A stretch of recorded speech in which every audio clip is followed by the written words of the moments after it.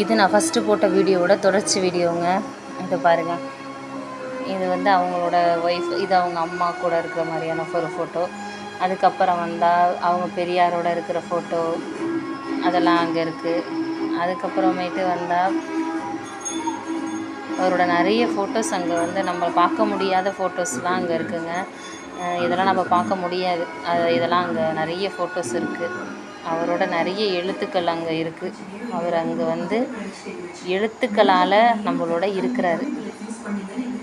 சொல்லுவாங்கள்ல, உயிரோட ஒருத்தங்க இல்லாட்டி அவங்களோட செய்த ஒரு விஷயங்கள் வந்து நம்மளோட இருக்குன்ற மாதிரி அவரோட படைப்புகள் அங்கே இருக்குங்க.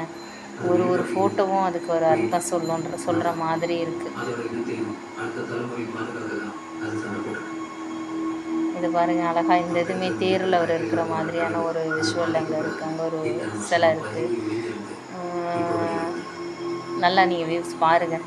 எனக்கு அந்தளவு பேச தெரியலைன்னு தான் சொல்லணும். அங்கே உள்ளதெல்லாம் நான் அந்தளவு டீப்பாக வீடியோ தான் எடுத்தேன். அந்தளவு என்னால் சொல்ல முடியலை. அதனால் நீங்கள் பாருங்கள். கூடிய மட்டும் நீங்கள் வந்து பார்க்க பாருங்கள். லீவ் டைமாக இருக்குது, பசங்களை அழைச்சிட்டு. இது அவருடைய வந்து திரைப்படங்கள், அவர் எடுத்த திரைப்படங்களோட இது வந்து அங்கே இருக்குது. என்னென்ன படம் எடுத்தாங்க அப்படின்ற மாதிரி.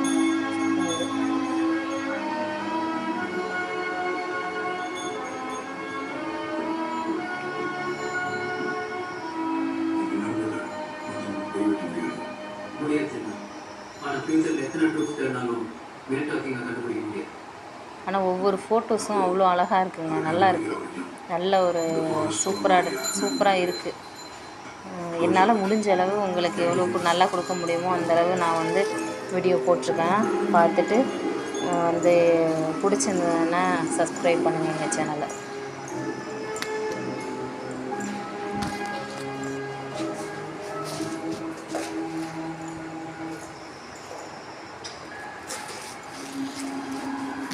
நிறைய வாசகங்கள் இதேமாரி இருக்குது. சுயமரியாதை, சமூகத்தின்